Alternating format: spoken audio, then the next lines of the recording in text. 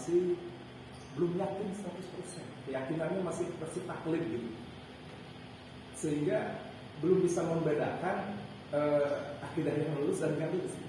Sampai digoyang dengan Islam moderasi agama aja itu bingung gitu. Bahwa semua agama adalah sama itu bingung. Bahwa orang Kristen juga berhak masuk Kristen itu. Nah, kita sebenarnya di ABC sudah banyak dibahas. Tapi kalau kita sebatas itu nggak cukup, karena Islam itu hari ini kadang dakwah itu dakwah akidah. Tetapi manakala hukum-hukumnya tentang syariah itu tidak disampaikan di dalam umat, maka umat juga bingung. Terkadang kebingungan itu memunculkan bahwa dia tidak tahu ini yang haram yang mana gitu. Nah, sehingga memang syariah itu sebagai hukum-hukum yang kemudian terlahir dari konsekuensi akidah itu perlu juga kemudian dipelajari dan didakwahkan. Ternyata tidak hanya cukup perkara syariat dan akidah bahwa Islam itu adalah agamanya agama dakwah ya Islam.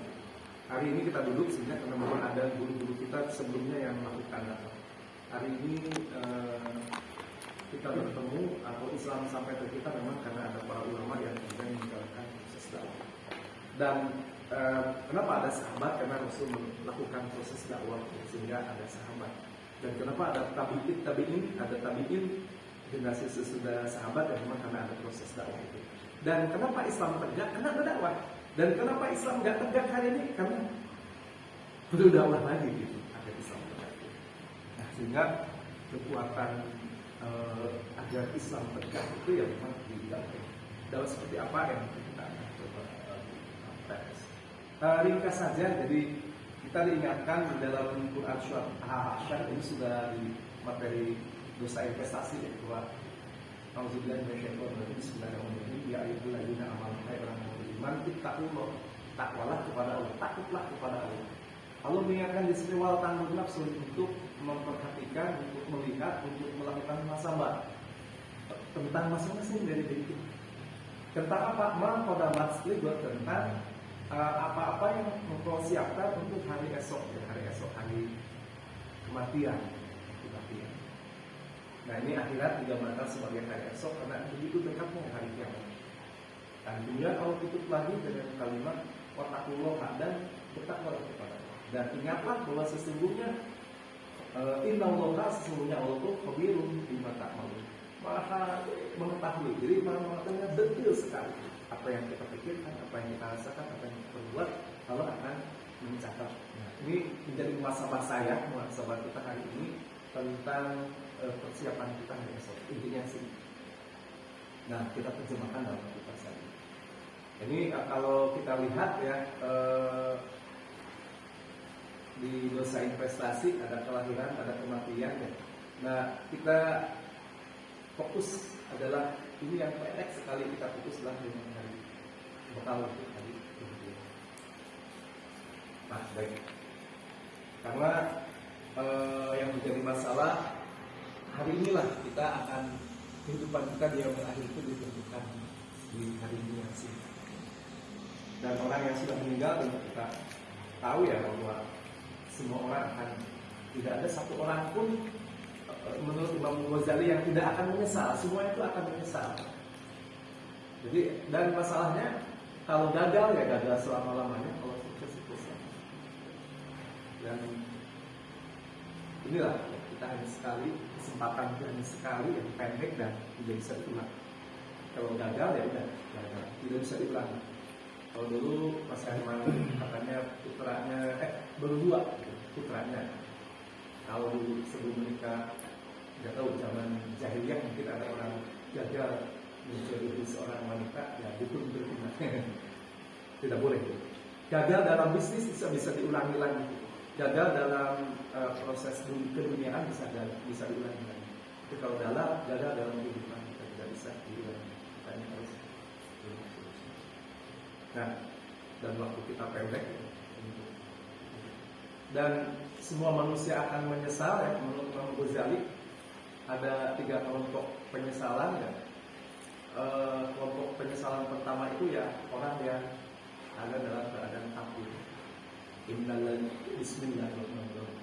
Innalladzina kafaru min ahlil kitab Nah, sesungguhnya dialah orang-orang kafir itulah yang ahli kitab. Dia akan orang musyrikin dan orang-orang musyrik, ahli kitab Yahudi Nasrani dan orang musyrik, orang Hindu, Buddha, Kristen. Mereka itu akan dimasukkan ke dalam fi nari jahannam khalidina fiha, akan dimasukkan ke dalam neraka selama-lamanya, dan mereka adalah seburuk-buruknya sarul bari, seburuk-buruknya apa yang terjadi saat orang kafir masuk ke neraka? Kita diingatkan, mereka sangat kaget dan menyesal sampai kemudian meminta kepada Allah, ya Allah, Rabbana absorna, ya Allah, aku sudah Rabbana absorna wasamina, aku sudah mendengar dan melihat dahsyatnya neraka itu. Maka kemudian orang kafir dengan penyesalannya, maka farjina, saya kembalikan ya Allah ke dunia, walaupun cuma 1 detik. Dengan 1 detik ke dunia, maka dia akan memberikan jaminan dia tidak selama-lamanya di penyesalan.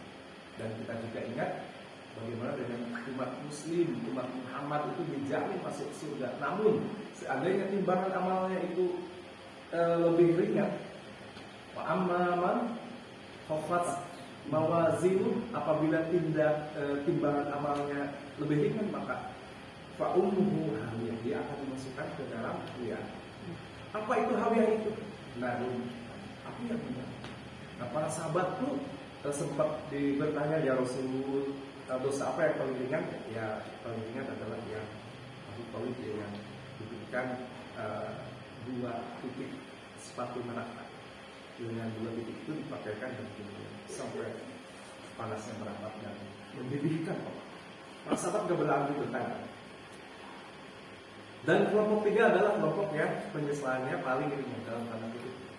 Maka di sini Allah mengingatkan, wa amman man taqulat mawazin, dan manakala atau barang siapa yang amalannya lebih berat, bahwa fi syatir wabih, maka dia akan mendapatkan kedudukan. Itulah orang yang masuk surga tanpa dihisab, atau yang timbangan amalnya lebih. Siapa di antara sahabat yang ingin dalam tanda kutip penyesalannya paling ringan, katakan saya. Ya. Jadi mudah-mudahan nanti aktivitas kita ini bisa mendapatkan kesan. Baik. Nah, kita diingatkan di dalam Quran surat Al-Baqarah dalam hal ini fokus dengan kehidupan yang akhir, ya. Maka kita diingatkan, Bismillahirrahmanirrahim, wal asr, demi masa, demi waktu.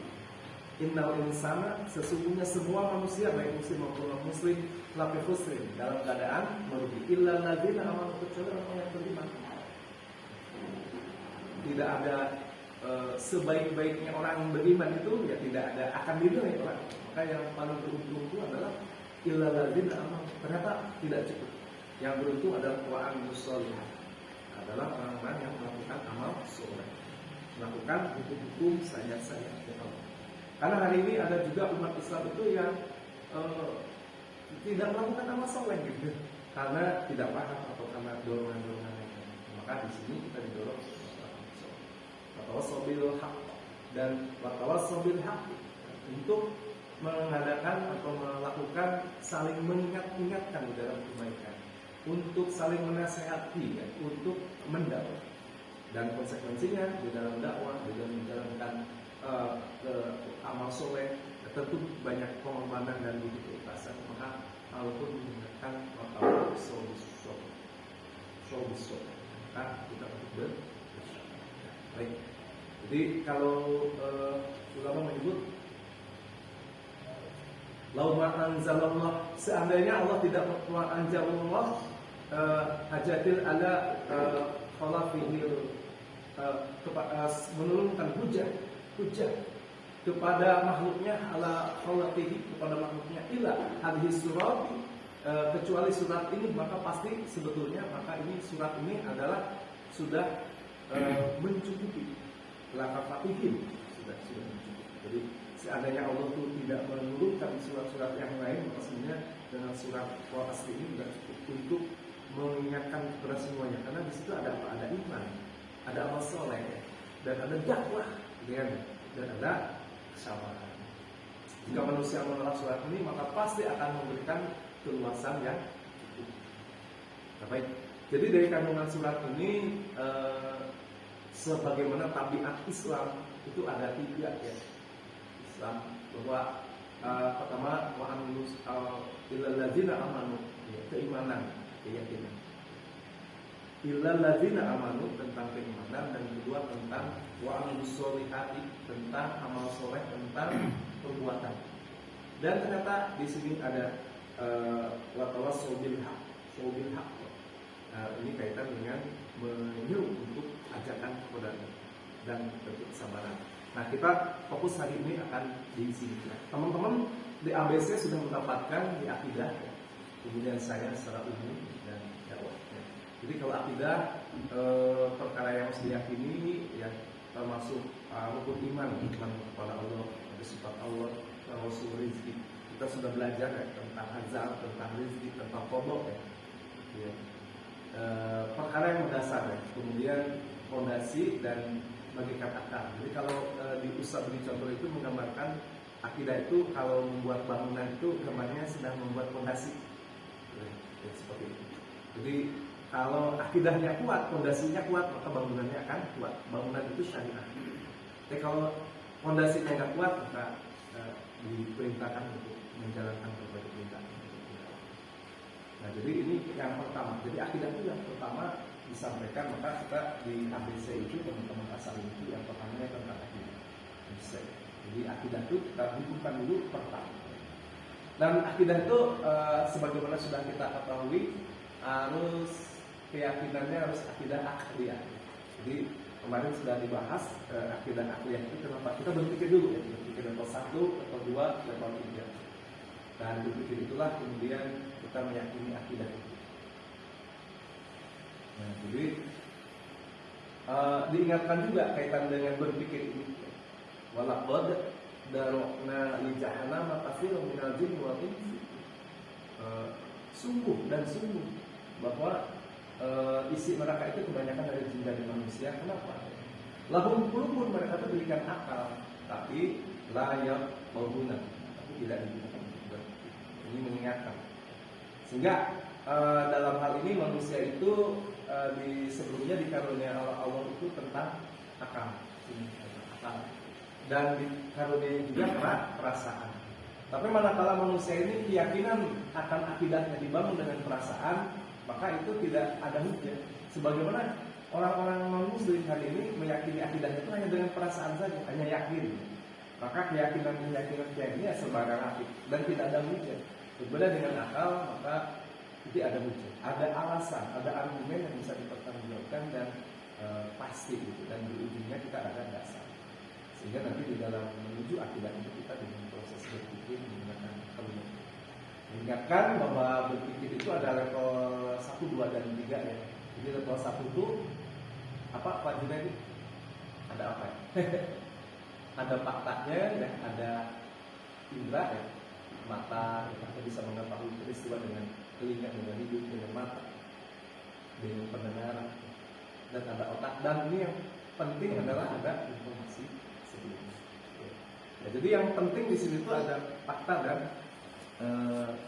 memahami fakta dengan dalam dan memahami informasi dengan dalam. Ini yang penting. Karena hari ini coba kita bayangkan kenapa hari ini masyarakat ada yang riba ya. Bisa jadi karena belum paham. Atau kalau di dalam Quran surat Al-Baqarah diingatkan bahwa wa idh qala rabbuka lil malaikati qalu inni ja'ilun fil ardi khalifah. Nah, ingatlah pada saat Allah akan menciptakan di bumi ini khalifah. Nah, kemudian di dalam ayat lanjutannya itu disebutkan bahwa Allah memberikan nama-nama, mengajarkan nama-nama kepada malaikat, dan kemudian Allah memerintahkan untuk menyebutkan nama-nama itu di depan para malaikat ada Nabi Adam. Maka ini artinya Nabi Adam itu tidak bisa akan tahu kalau memang tidak diberitahu sebelumnya oleh Allah. Maka di sini penting sekali untuk menambah ilmu, menambah informasi atau maklumat sabiqah. Nah, ya sebenarnya posisi ngaji, posisi halal, posisi apapun sebenarnya dalam kata itu. Nah, ya. Jadi Jadi kalau berpikir level 1 itu ada fakta yang diindra dengan dalam, ada informasi sebelumnya, jadi memori, makanya disebut itu. Nah kemudian kemampuan kita untuk menyambungkan sehingga kita menjadi paham. Nah, ini berpikir level 1. Berpikir level 2 bagaimana? Kita kadang-kadang ada hal-hal goib, bagaimana dengan malaikat, bagaimana dengan kodok ya, bagaimana dengan rezeki, bagaimana dengan azal ya, itu goib. Maka untuk yang goib itu kita harus menggunakan dalil. Nah, dalil. Dimana dalilnya ini sudah dipastikan menggunakan Al-Quran dan hadis yang sudah dipastikan bahwa keberadaannya adalah pasti benar. Gitu. Nah, jadi berpikir tingkat 3 bagaimana adalah berpikir tentang ide. Jadi ini artinya umat Islam itu harus memiliki kepemimpinan berpikir Islam. Karena ada umat Islam itu yang kepemimpinan berpikirnya bukan Islam. Maka manakala ada perkara apapun itu tadi pakai nafsu, pakai. Tapi kalau umat Islam kepemimpinan dari Islam berpikir seperti itu, maka setiap perkara, setiap masalah, setiap peristiwa, setiap apapun akan dihadapkan dengan syariat Islam, dengan pemahaman Islam. Ada peristiwa Palestina, bukan menurut saya begini, tidak. Tapi bagaimana Islam menuntun? Dia akan mencari, kalau tidak tahu dia akan mencari, kalau sudah tahu dia akan menguatkan, mendakwahkan bahwa cara Islam tentang Palestina itu bagaimana. Berpikir seperti itu.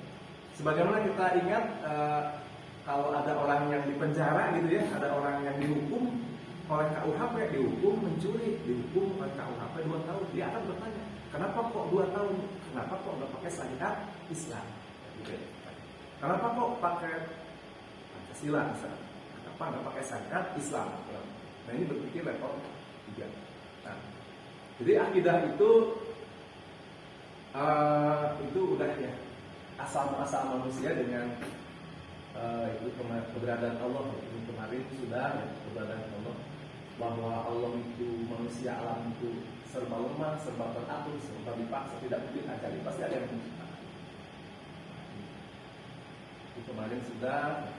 Jadi sekarang ini keyakinan bahwa pencipta itu apakah menciptakan sendiri atau ajari. Nah, ini pemahaman yang batil ya.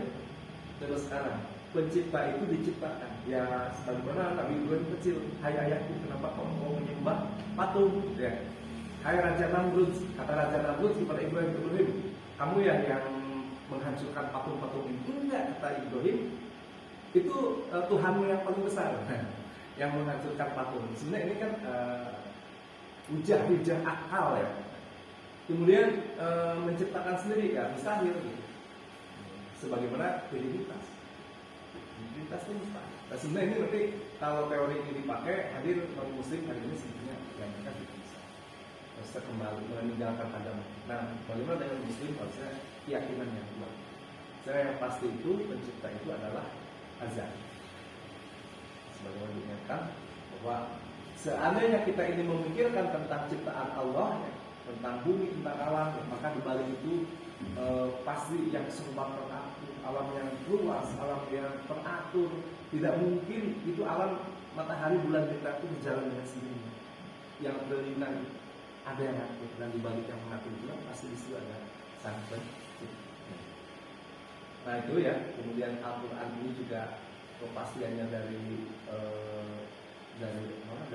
tidak mungkin Al-Quran dari bangsa Arab, karena Al-Quran sendiri mencerca ya keburukan jahiliyah orang. Maka tidak mungkin Al-Quran dari orang Arab. Dari Nabi Muhammad pun tidak mungkin. Nabi Muhammad itu ummi.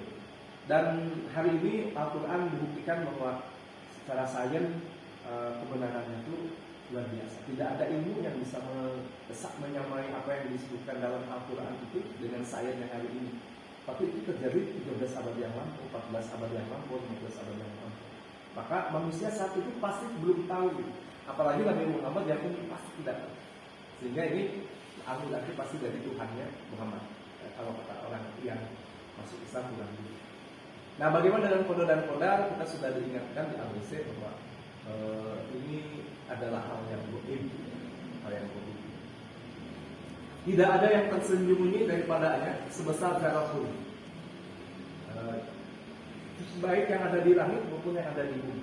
dan tidak ada pula yang lebih kecil daripada zat, bahkan lebih besar dari bumi ya, atau langit-langit itu, melainkan sudah tercantum di dalam kitab yang namanya kitab baru. Jadi kita duduk di sini, apa yang kita pikirkan pada sebelum itu sudah Allah perlukan. Problemnya adalah umat Islam bukan posisinya kalau udah dikodokan ya udah kita nggak usah berusaha, bukan itu. Justru kaitan dengan kodo dan kodar itu kita fokus dengan hal amal kita, amal soleh. Karena ini perkara kodo dan kodar itu yang diimani itu hak Allah, kuasa Allah. Tapi kuasa kita adalah kita menjalankan ada dalam lingkaran yang kita kuasai untuk mengumpulkan amal-amal soleh. Gitu. Kalau masalah kodonya apa yang akan terjadi itu sudah Allah tetapkan. Tapi tugas kita adalah menjalankan perintah, menjalankan syariatnya sehingga kita dalam rangka menjemput kodo yang baik. Dan inilah bekal kita sesungguhnya kaitan dengan fokus dengan lingkaran yang kita kuasai, yaitu untuk taat kepada Allah. Dan sebagaimana rizki ya, jadi rizki itu jaminannya dari Allah. Innallaha yarzuqu may yasha. Sesungguhnya Allah itu memberikan rezeki kepada siapa yang Allah kehendaki. Jadi hari itu rezeki itu dari Allah. Tugas kita apa? Tugas kita hanya bisnis, menjalankan syariatnya secara sunatullahnya dijalankan yang terbaik. Termasuk di dalam dakwah dan sebagainya. Bagaimana dakwah yang terbaik yang mengikuti syariat. Jadi jangan sampai kita dalam hal ini terjebak dengan mu'tazilah. Coba. Mu'tazilah itu kalau lagi di atas angin dia sombong. Saya bisnis itu gara-gara saya. Hebat. Tapi mu'tazilah manakala di bawah angin, Mas coba antum hijrah dong. Mana mungkin saya yang kemampuannya segini. Dia akan lemah. Dia tidak akan menggantungkan dirinya kepada Allah. Jadi Jabariyah ya, Jabariyah akan Qadariyah ya, Jabariyah. Karena Jabariyah ya kita bagaikan angin yang dihembuskan. Ya udahlah kalau ke kanan ke kiri. Jadi tidak ada power.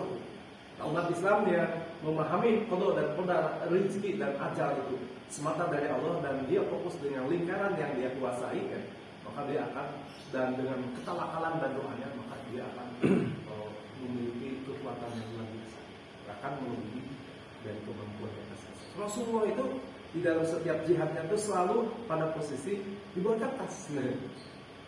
Tapi karena fokus dengan lingkaran yang dikuasai, fokus dengan tawakal, dengan doa dan ikhtiar, maka energinya luar biasa. Dan disitulah Allah memberikan pertolongan, termasuk dalam hal kita ke depan.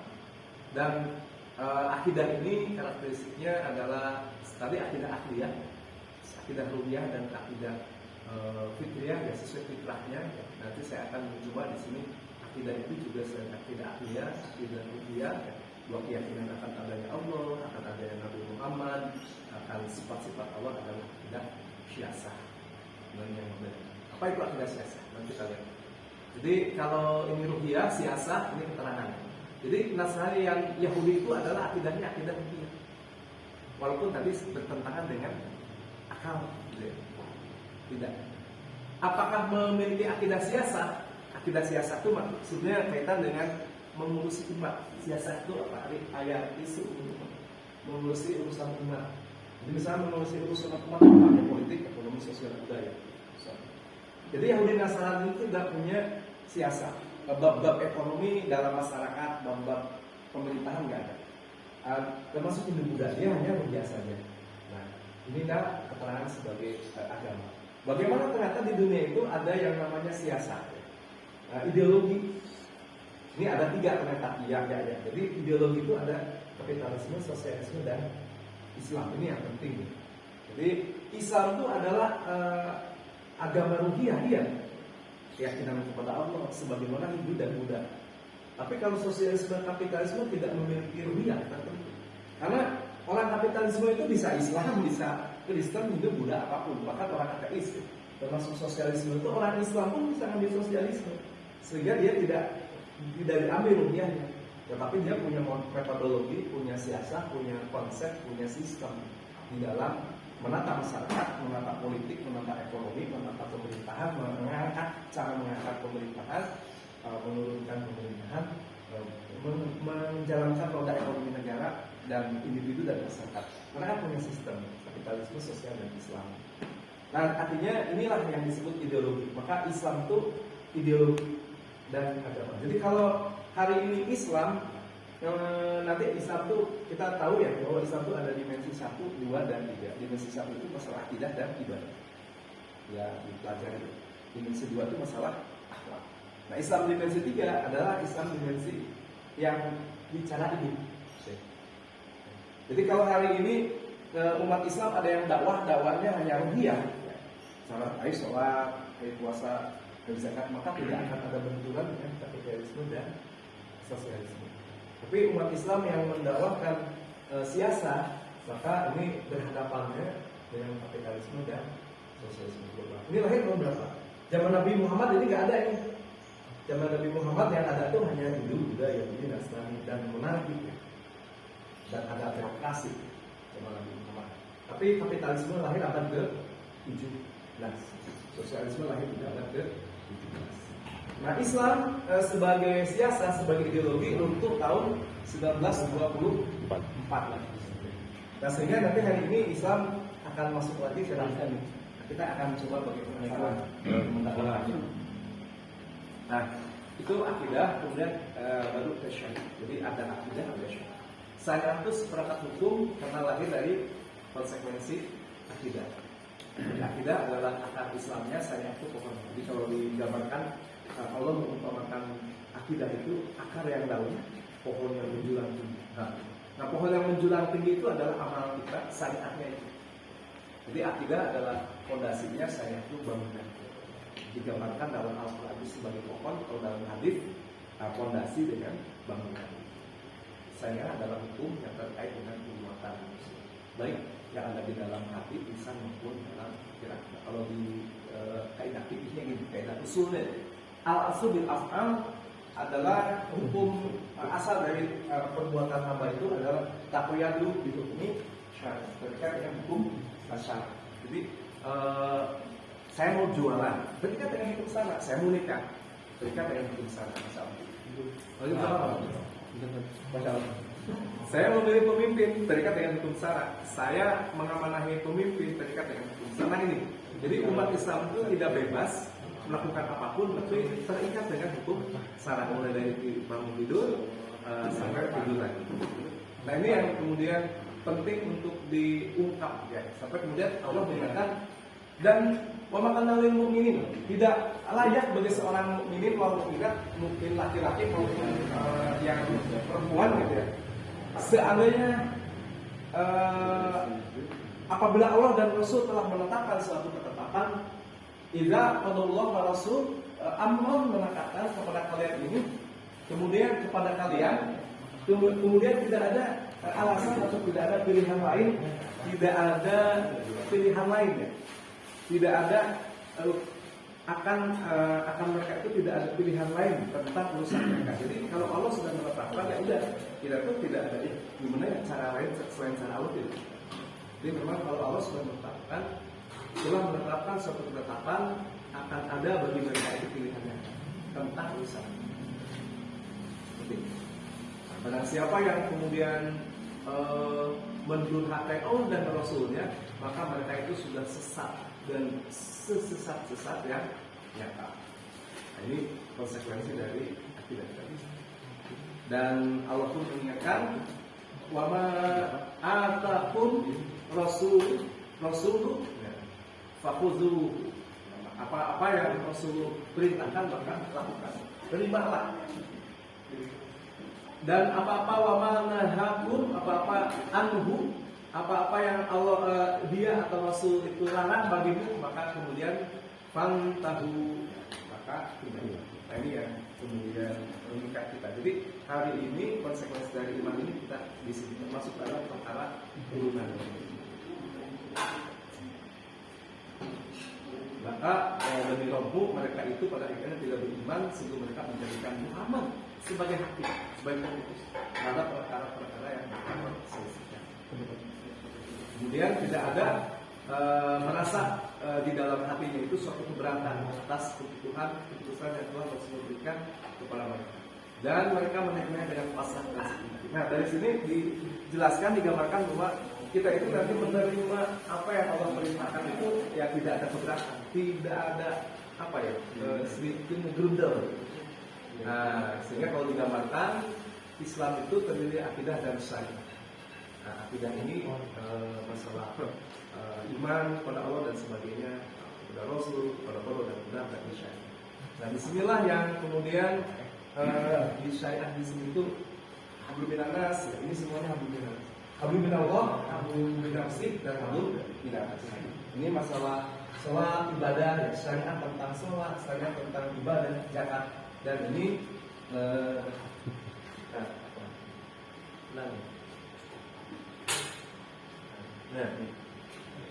nah ini hablum minanas. Hablum minanas ini tentang masalah ekonomi, pendidikan, budaya, sosial, dan pemerintahan dan sebagainya. Nah, ini yang kemudian di situ yang hari ini yang tidak ada di dalam Islam ya ini.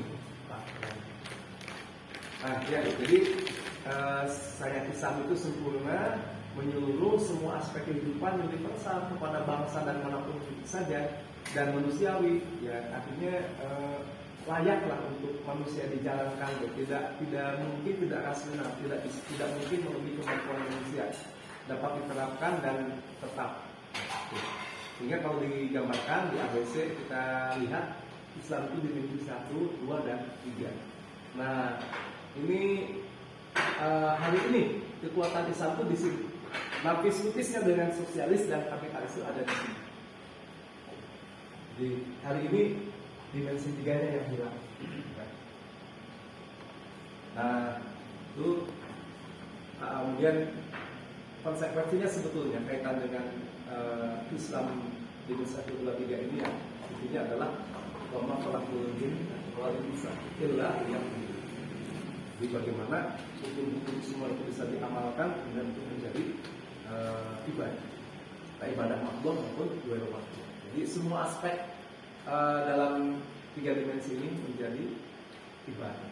Nah, jangan sampai kita sholatnya jadi dosa, atau jangan sampai kita disebut kaitan dengan pemerintahan, menjalankan sistem pemerintahan malah jadi dosa. Kenapa? Karena tidak mengikuti syariat.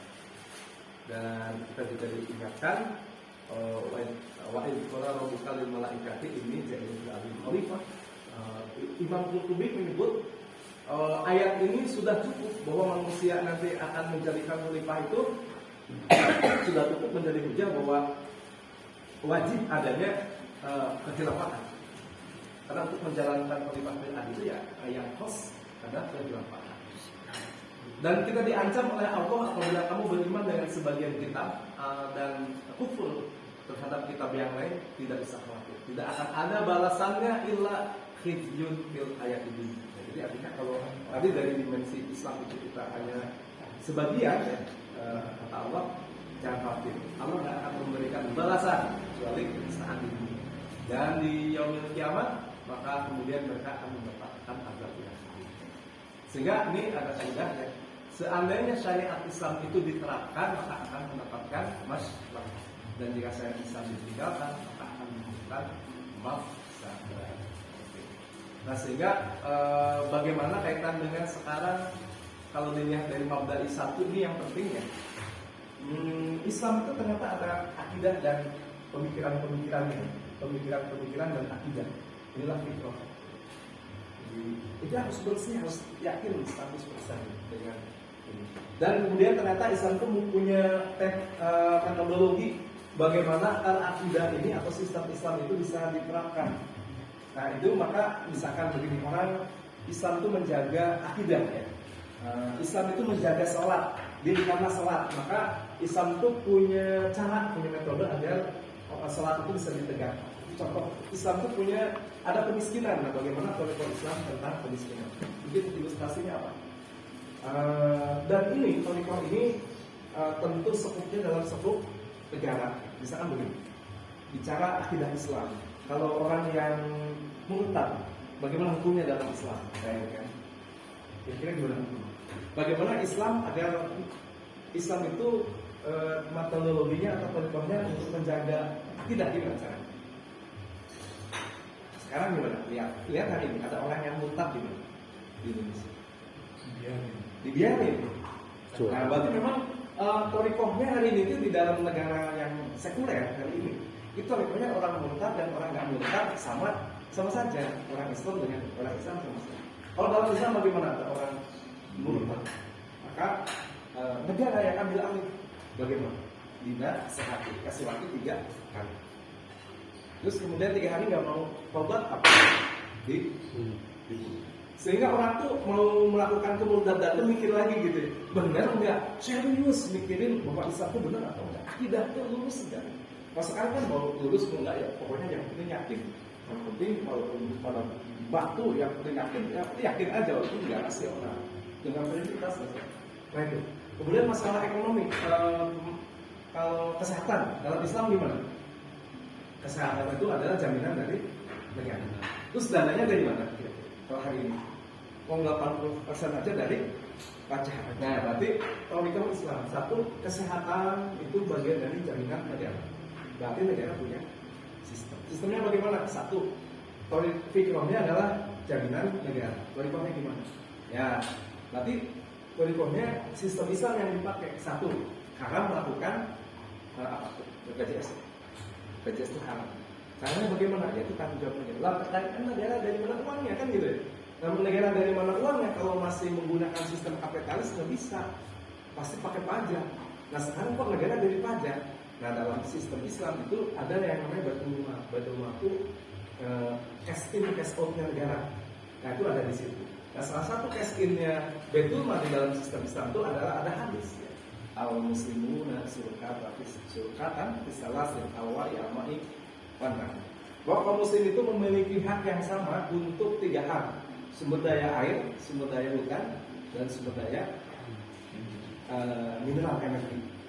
Sehingga hari ini kalau kita lihat dari hutan saja, setelah dihitung kalau dibabatnya cuma 5% per tahun secara ini aman lestari itu bisa 2 triliun. Nah Indonesia APBN-nya 2 triliun, dari hutan aja udah cukup. Nah hari ini Indonesia APBN-nya 80% dari rakyat, dari pajak. Kenapa? Karena hutannya digondol oleh raja hutan, dibangun minyak goreng, kayak gitu lah. Nah, kemudian Freeport Jawijaya diambil Freeport, gitu ya. Kemudian emas, perak semuanya itu diambil swasta. Padahal dari hutan aja kalau itu milik negara udah cukup, gitu. Nah, sehingga maka di sini disebutkan Islam itu akan horor kalau diambilnya hanya sebagian, separuh. Tapi Islam itu kelihatan rahmatan lil alamin kalau diambilnya satu paket. Nah itu kurang lebih lah gambaran model Islam. Nah bagaimana dengan kapitalis hari ini untuk kesehatan masyarakat? Ya negara nggak ada uang, gimana? Dari pajak negara. Terus gimana biar ekonomi terus ada riba, kasih suku bunga. Terus gimana masyarakat caranya? Ya udah suku bunga apa? Pemasukan negara ya. Apakah negara ada pemasukan dari hutan? Ya enggak, ada, tapi kan kecil. Adakah pemasukan negara dari Freeport? Ada, tapi kecil, nggak seberapa. 80% pemasukan negara dari pajak. Apakah itu di Indonesia? Ya. Apakah itu di Amerika? Ya. Yang sama-sama sistem sekuler kapitalis. Apakah itu di Saudi Arabia? Ya, Saudi Arabia beda karena jumlah penduduk dan kekayaannya lain. Tapi hari ini Arab sudah mengalami defisit 5 tahun kebelakang ini sudah mengalami defisit. Apa yang dilakukan kalau berangkat ke sana? Ada namanya tax. Jadi di Arab juga melakukan tax, pajak. Tidak sama, tidak beda, semuanya sama. Nah itulah, kalau di komunis gimana? Komunis menganggap bahwa sebagaikan mesin, rakyat, masyarakat, manusia sebagai mesin, satu bergerak semua. Maka kemudian kesehatan jaminan negara betul, tapi semua aset-aset jaminan negara dan kita juga tidak punya hak. Hak kita tidak punya apa istilahnya, skill baik, skill tidak baik, semuanya sama rata, sama rasa. Kita tidak boleh punya pabrik, tidak boleh punya mesin, industri, gitu. Tidak boleh punya segala-galanya. Semuanya dijamin oleh negara. Kurang lebih begitulah gambarannya. Jadi ini Islam dengan Islam tidak benturan dengan agama-agama yang lain karena agama-agama yang lain tidak punya thariqah. Agama-agama yang tidak punya thariqah. Jadi hanya Islamlah yang punya. Nah, sehingga bagaimana kita mendakwahkannya ini yang menjadi penting dakwah Islam. Jadi dakwahnya dakwah Islam apa? Wattawasaw bil haq. Islam. Nah, kita dakwah Islam apa ini saya coba masuk ini ya, kita diingatkan. Dakwah itu yang sejatinya diprioritaskan adalah dakwah untuk menyelesaikan problem umat. Jadi ada dakwah. Kalau dakwah kita ini membahas A, padahal masyarakat itu sudah punya masalah B, kita itu sama saja tidak punya adab di dalam dakwah. Misalkan kita dakwah apa ya? Dakwahnya A lah gitu. Kalau disebut nanti takut menunjukkan jemaat tertentu kan. Dakwah A, sementara masalah ini berkeliaran masalah riba gitu. Berkeliaran masalah pemimpin yang tidak Islami, berkeliaran masalah sistem yang togut. Kita dakwahnya hanya di sini saja, itu sama saja kita nggak punya adab di dalam dakwah. Dan dakwah itu tidak menjadi solusi buat umat. Misalkan ada kezaliman, BBM mahal misalnya, harga mahal BBM. Maka di situ akan dibahas aspek ruhiyah dan aspek siasat. Aspek ruhiyahnya gimana? Ya harus sabar, ini kode Allah gitu ya. Kita harus tolong menolong, kita harus sabar gitu ya. Tapi ini di sini ada kezaliman, maka kezalimannya itulah yang kemudian kita akan bongkar dengan dakwah. Rasulullah itu ada kezaliman di Quraisy itu ya dihantam.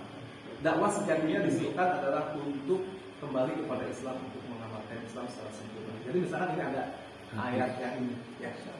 Ini kita di dosa investasi. Kita diberikan ayat ini. Ya ayyuhallazina amanu. Apa tuh? Kutiba alaikumul qisas fil qatl. Hai orang-orang yang beriman, telah diwajibkan atas kalian untuk melakukan kisos kaitan dengan ada proses yang ada yang pertanyaannya. Ini kita diingatkan ya. Ini perintah Allah nih. Berdosa nggak kita di sini kalau tidak mengamalkan? Ini perintahnya amal. Hai orang-orang yang beriman, diwajibkan kepada kamu untuk melakukan kisos. Pertanyaannya, berdosa nggak kita? Berdosa. Kalau tidak mengamalkan, ini kita berdosa. Berdosa. Jadi banyak perintah-perintah Allah yang sebetulnya ini kita belum bisa diwujudkan oleh kita hari ini. Maka kita harus melakukan dakwah. Nah ini yang penting nanti ya di sini. Nah, ya. Jadi fardu kifayah itu banyak sekali dan kita belum bisa melaksanakannya dan berdosa. Nah, bagaimana sekarang walaupun fardu kifayah belum dilaksanakan, minimal dosanya dicabut. Dosanya dicabut itu ini ada hadis. Rafi'i al-umati, pena dari malaikat itu akan dicabut khotoa karena kesalahan yang tidak disengaja, karena tidak disengaja. Wanasyani atau karena lupa. Wama istiqrohu alaihi atau karena keadaan terpaksa. Nah, keadaan terpaksa ini berarti berusaha, misalkan tadi kaitan dengan bagaimana hukum Allah itu yang kisos itu biar tegak sampai kita berusaha maksimal mendakwahkan secara maksimal sampai kondisi terpaksa gitu. Nah ini insya Allah akan hilang, dosanya akan hilang walaupun belum terwujud. Sebagaimana orang meninggal gitu. Kita berusaha mengapani, berusaha memandikan misalnya. Orang lain nggak ada yang memandikan, maka semua umat Islam berdosa. Tapi kita berusaha memandikan, cari selang, ternyata kita meninggal juga. Walaupun mayat itu belum dimandikan, tetapi karena kita sudah berusaha, maka insya Allah dosanya dicabut. Maka di sini ada kaidah. Amalan apa yang termasuk kategori terpaksa sehingga kita terbebas dari dosa walaupun itu hukum itu dikerjakan. Maka di sini yang penting. Nah, maka amal kita ini, amal dakwah kita wajib berhubungan dengan tadi kewajiban fardu kifayah agar tegak. Jadi sama hukum Allah agar tegak, pisau sedang dijalankan, orang yang murtad diluluskan gitu ya. Kemudian yang kedua, amalannya itu harus berjamaah. Sebagaimana ayat wal takumikum umatun. Nah, hendaklah di antara kalian ada umat yang yang mengajak kepada Islam. Nah, itu. Jadi harus berjamaah. Dan kedua, jamaahnya itu jamaah yang memang khusus membahas tadi problem-problem umat yang belum terselesaikan. Dan itu problemnya problem negara. Dan itu problem masalahnya siasat. Strategi politik bagaimana mengurusi umat dengan Islam, ekonomi, sosial, politik, budaya. Berarti jamaah dakwah apa yang itu?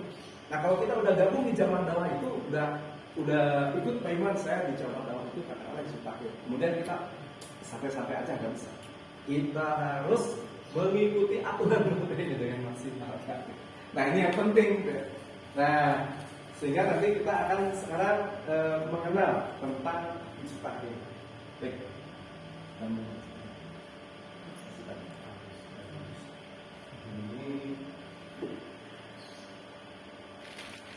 Jadi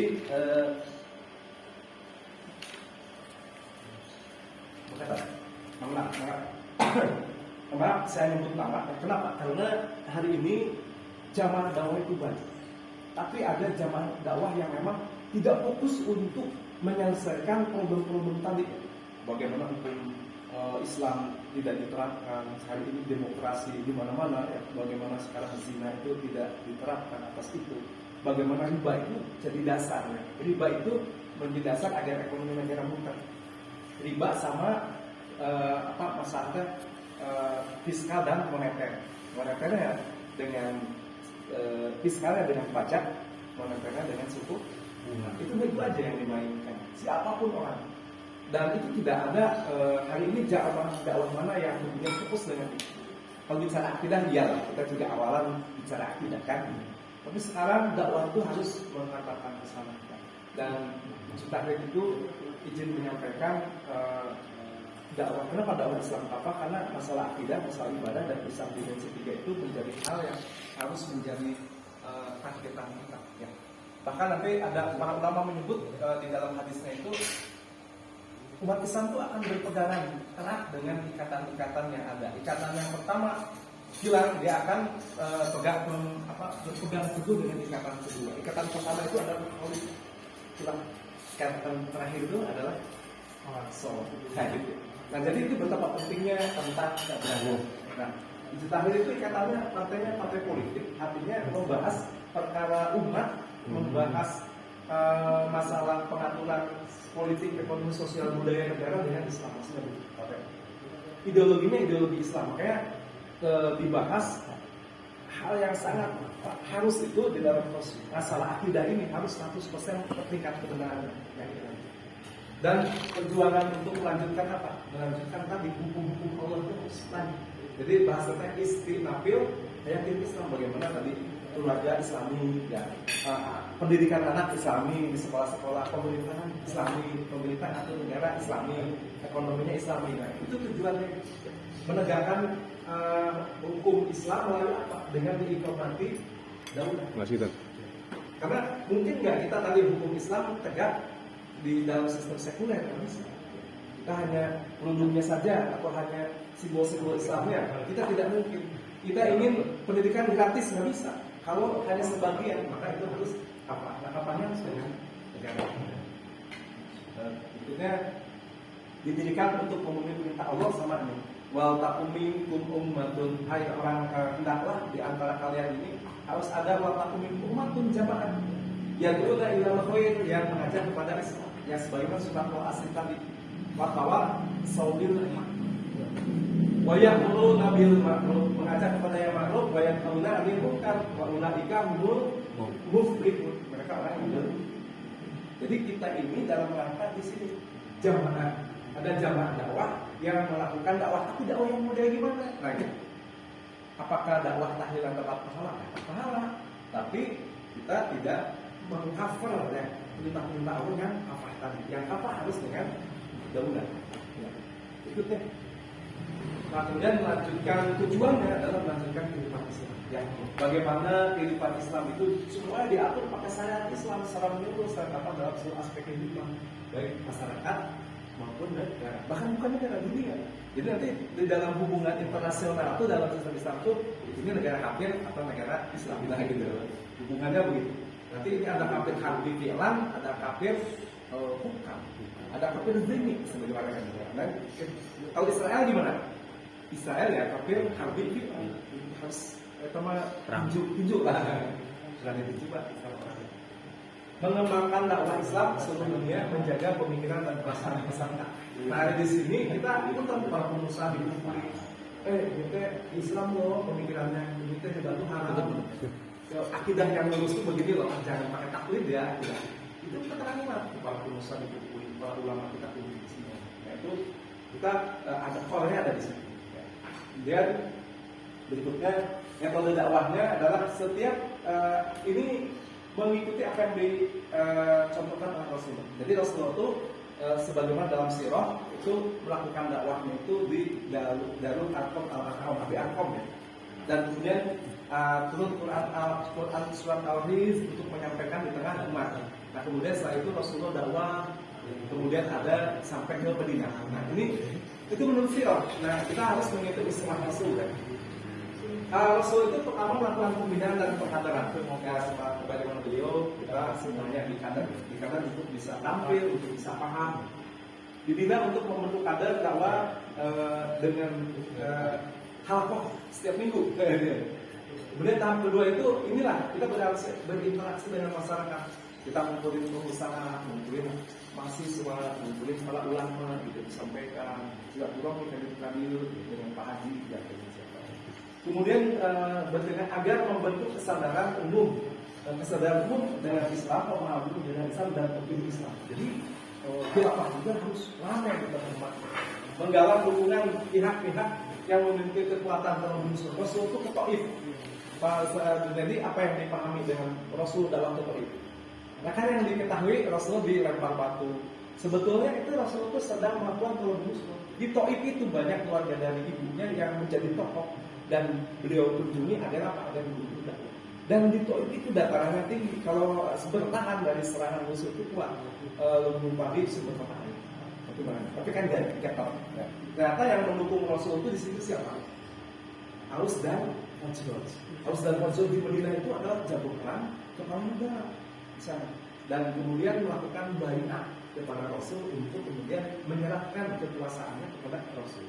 Jadi hari ini juga nanti khilafah dari tidak ada ke ada itu melakukan ini, dijudahi melakukan ini. Militer, tentara, para tokoh, pengusaha, para kiai, para ancaman. Nanti kalau buka-bukaan dari sana itu yang kita siapa militer yang mendukung dijudahi gitu, baik di Indonesia maupun di luar. Nah, tahap ketiga ini yang nanti fase medikanya itu adalah istilahul hukmi, yaitu Aus dan Khazraj itu apa yang punya kekuasaan pokok sekarang di Indonesia.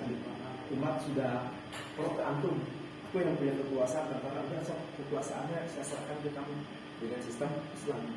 Tapi ini nggak hanya regional, ini global.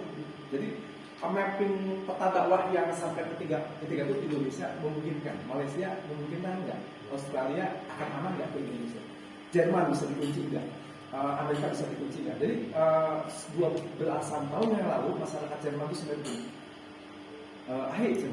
Kalau seandainya khilafah tegak di Indonesia, aku masyarakat Jerman insya Allah punya power untuk bisa kunci parlemen Jerman agar nggak ngekor kepada khilafah yang belum berdiri di Indonesia.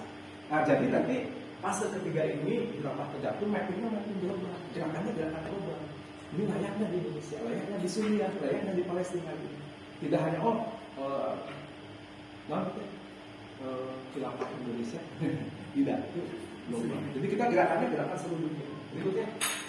Nah ini kalau merujuk sirah ya, berikutnya membina umat dengan sapapah Islam, pemahaman Islam, dengan pembinaan dinasti, membina umat dengan ide-ide pemikiran Islam. Jadi nanti kalau bicara fikih muamalah, bicara sistem pemerintahan, bisa sistem pergaulan ini nanti juga berkaitan di masjid di sekolah. Termasuk buletin nanti dijelasin, saya ada buletin. Dan ini juga disebutkan rencana jahat. Apa kunjungan, esensi kunjungan Presiden luar negeri ke mana? Keliling ke negara-negara timur. Nah itu dibongkar. Mereka tuh intinya apa? Biar pada nggak melanjutkan, nggak mendukung Palestina. Nah itu nanti disampaikan. Dan ini Rasul tidak melakukan ini. Selanjutnya, ini melakukan perang pemikiran. Nah ini disebutnya perang pemikiran. Ada masalah moderasi Islam, ada masalah sekularisme, ada demokrasi. Itu sebenarnya perang pemikiran. Mungkin kita juga di sini ya alami aja ya, nanti berusaha banget mungkin di antara kita juga masih ada yang sana sini ya, ya kita bareng-bareng saja nanti untuk bisa mengupayakan lebih baik. Hari ini tuh kapitalisme itu dijajakan, sosialisme, sekularisme dijajakan, pun termasuk demokrasi itu dijajakan. Kenapa Palestina ini susah lepas ya? Karena nasionalisme. Dua negara untuk Palestina itu sebetulnya nasionalisme. Harusnya Palestina dengan Indonesia menjadi satu negara. Palestina, Arab, Yaman, Indonesia itu satu negara. Udah beres.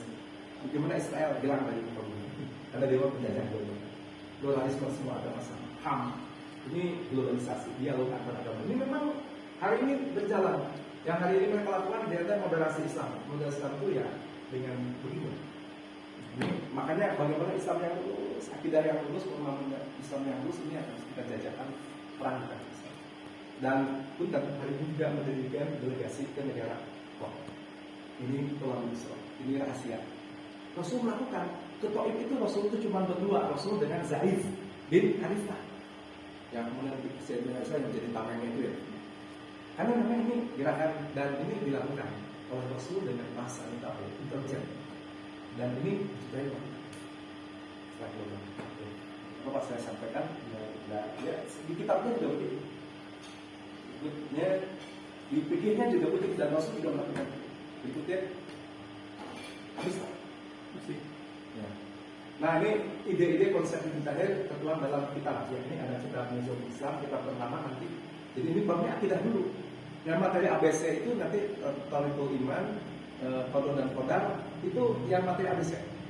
Bahkan nanti ini nyambung kitab Nafsiyah ya, Tawakal dan Tuhan. Sistem pemerintahan. Jadi bagaimana satu pemerintahan itu ada khalifah, ada wakilnya, ada Amirul Jihad, ada Baitul Mal ya, sisa ekonominya, ada Dewan Ekonomi, Dewan Pertanian, Dewan Industri gitu ya.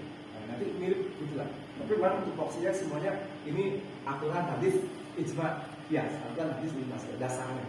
Nanti ada job desk, masing-masing ada job desk. Khalifah itu job desknya apa? Nanti mengikuti aturan semua. Nah ini kalau benar-benar politik organisasi ada struktur organisasi. Nah, ini struktur organisasi di dalam negara. Dan sistem ekonomi, nanti mengenal kenapa sih sirkatnya segitu, bagaimana mempekerjakan karyawan, bagaimana kita bekerja, bagaimana tentang jual beli. Nah ini di sini. Jadi kalau boleh di pembelajaran ekonomi mikro di kampus. Nah ini ekonomi mikro, bil Islam. Nah berikutnya ada lagi nanti ekonomi makro dan nanti al-amwal.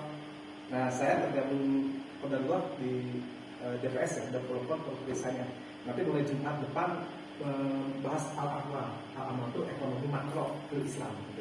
Kemudian sistem pergaulan. Kenapa nikah itu harus intisal? Kenapa laki perempuan itu jilbabnya kayak gitu? Kenapa laki harus tutup aurat? Kenapa pendidikan anak-anak dan perempuan itu harus dipisah? Sistem waris itu gimana? Siapa itu yang haram, yang mahram, siapa? Itu nanti dibahas di sini. Nah ini rusak hari ini di masyarakat. Kakaknya udah di Jakarta sukses, adiknya ingin sukses mengikuti kakaknya, padahal itu iparan. Satu cowok satu cewek iparan itu satu rumah. Dan ini terjadi di rumah masyarakat. Mungkin nggak ada perasaan apa-apa, tapi Islam terkait dan ini dibahas. Dan ini rusak kali ini. Kenapa? Mau nikah, ada praweddingnya. Ini gaya tafsir itu. Tuh ya. Nah kemudian ada pembentukan partai politik nanti itu tahap kedua. At-takatul hijri. Jadi hari ini ada jamaah dakwah. Tadi doang takumikum umatun. Ya, harus ada jamaah. Jamaah dakwah apa sih? Ada jamaah dakwah yang gerakannya mungkin tahlilan, tapi meninggalkan Islam apa? Ada jamaah dakwahnya dapat pahala, dapat pahala. Tapi Islam kapaknya jadi tidak kena. Jadi di situ ada. Nah, di sini ada jamaah dakwah yang beberapa kekeliruan, termasuk jamaah dakwah demokrasi. Nah itu ya. Kemudian itu beberapa contoh kitabnya, kemudian pokok-pokok pikiran juga. Maafan terakhir ada itu kitab ketiga Nabi Ad-Daulah itu ada sistem khilafah, pokok-pokok pikiran itu. Nah ini nanti kenapa sih Timur Tengah dan Butuh itu ada namanya kitab siasi tentang siasah PHJ itu pemahaman ada. Nah itu nanti kenapa sih Indonesia zaman Pak Karno, zaman Mas Sumi itu sebetulnya ada memang konflik mereka juga. Mereka mendesain ada Pak Karno, ada Mas Sumi itu dan nanti digelontorkan besar-besaran untuk menggulingkan Pak Karno. Di antaranya muncul Mas Sumi dan semuanya. Kemudian Pak Karno dilibatkan dengan PKI dan semuanya kemudian muncul Pak Karno itu sebenarnya di Amerika ya sih dan di kitabnya dianalisis. Sehingga umat Islam itu nanti pemahamannya global kan Indonesia. bagaimana kota-kota Eropa, termasuk di Eropa itu dibahas Eropa, belahan-belahan Amerika, termasuk Cina ya, Asia dan Indonesia itu jauh termasuk. Nah ini berikutnya nanti bisa diikut di perlahan lanjut. Ustaz kita beberapa pandangan diceritain. Nah ini sistem hukum. Kalau orang mencuri potong tangan berat. Jadi orang mencuri ya gimana hukumnya kan? Hukum pembuktian, pengantar undang-undang. Ya nanti ada undang-undang. Jadi kita hukumnya lah. Kemudian lanjut. Nah ini ada tuduhan ini juga itu karena Mu'tazilah. Justru di bab akidah itu kita menunjukkan kesesatan Mu'tazilah gitu ya. Nggak mungkin. Nah itu dan seterusnya terus ya lanjut. Nah ini tanya jawab kaitan dengan orang yang bisa dilihat. Sebenarnya di internet bisa dilihat ya. Cuma sekarang di internet yang muncul orang-orang yang musuh Islam. Lanjut deh. Keanggotaannya Muslim ini mungkin sudah ya, tidak usah Muslim. Keanggotaannya Muslim laki-laki perempuan tanpa mengartikan bangsa sekuat bangsa. Jadi untuk di Israel itu Imam Allahu Akbar mungkin ininya ada yang cipta, ada yang pakai sarung macam-macam. Ada ya. Jadi semua mazhab ada. Karena kita mazhab itu semuanya adalah ajaran Islam. Justru semua mazhab jangan jadi perselisihan gitu. Nah kita tuh disatukan dengan akidah. Keanggotaan dasar. Bahkan mungkin ada yang dari ormas sebelumnya. Keanggotaan didasarkan atas kesadaran. Jadi silakan mau masuk mau enggak ya silakan tanggung jawab diri sendiri. Gitu. Jadi kesadaran akidah ya, karena kesadaran akidah ya. Setelah memahami ide-idenya, mudah-mudahan di ABC itu yang disampaikan oleh teman-teman itu bisa dipahami. Syaratnya adalah terikat dengan akidah Islam, mau enggak? Itu aja syarat. Terikat dengan syariat Islam. Nah ini pendirinya, jadi langsung sama. Pendirinya ini Syekh Tajuddin Al-Amali, ini kakeknya Syekh Yusuf Al-Amali. Jadi ini mazhab Imam Syafi'i menjadi hakim juga. Beliau juga jadi hakim pada saat khilafah sudah. Ya. Jadi didirikan oleh Syekh Tajuddin Al-Amali, seorang mujtahid ya, ulama yang mencapai derajat mujtahid. Mujtahidnya mujtahid mutlak. Mujtahid mutlak itu Imam Syafi'i, Imam Malik, Imam yang empat mazhab termasuk ini Imam Syafi'i mujtahid mutlak. Mujtahid itu bukan kata saya, kata ulama lagi. Beliau itu punya kitab, kalau disebut mujtahid mutlak punya kitab tentang Asia tentang usul fikih. Itu level tertinggi secara ilmu keulamaan di dalam fikih ya. Nah, beliau punya kitab sendiri. Kitabnya itu 300 halaman Arabik, sedang diterjemahkan sampai 1000 halaman. Konon katanya diselesaikan dalam waktu 3 tahun. Kata putranya, Masya Allah. Itu dia beliau ya. Dan sempat Siddiq Al-Jawi, Ustaz Siddiq Al-Jawi itu gurunya Ustaz dicontoh. Klik di antara kitab beliau, klik di searching di Google gitu. Itu ada di kitab mana? Ada di beberapa kitab klasik, misalnya imam yang klasik, yang itu kalimat titik koma, itu hurufnya tidak hilang satu pun gitu kan. Jadi beliau tuh kalau baca tuh kayak fotokopi gitu. Nah itu hal yang lain lah. Tapi kita tidak ditunjukkan itunya, kita paham yakin itu. Ulama kalau di Al-Azhar itu disebut beliau itu sebagai syaidu ulama ini ulama pemimpinnya para ulama, syaidu ulama, ada syaidu syuhada, pemimpinnya syuhada. Ini pemimpin ulama di Al-Azhar itu di universitas itu ada. Dan itu profilingnya beliau adalah beliau cucu ya. Ini ulama besar juga. Jadi kalau Syekh Yusuf An-Nabhani itu Ar-Rasyidun tahu? Kang Sademan Ar-Rasyidun tahu mesinnya Pak Cakri? Ya. Selasa malam itu ada salah satu kitab yang dibahas ini karya beliau cucunya. Jadi itu kalau di pesantren Salafiyah itu lebih lah bahwa kitab-kitab beliau itu banyak dibahas. Bahkan orang-orang Nahdien yang bukan Nahdien sebetulnya orang-orang Salafiyah, pesantren Salafiyah menganggap bahwa pendiri kitab itu beliau. Karena bingung ini yang mana. Nah itu ya. Oke, lanjut next. Syekh An-Nabhani wafat 77 ya. Kemudian digantikan Syekh Abdul Qadir Jalil. Syekh Abdul Jalil mengembangkan sehingga dibuat orang. Jadi beliau bersepenting di situ.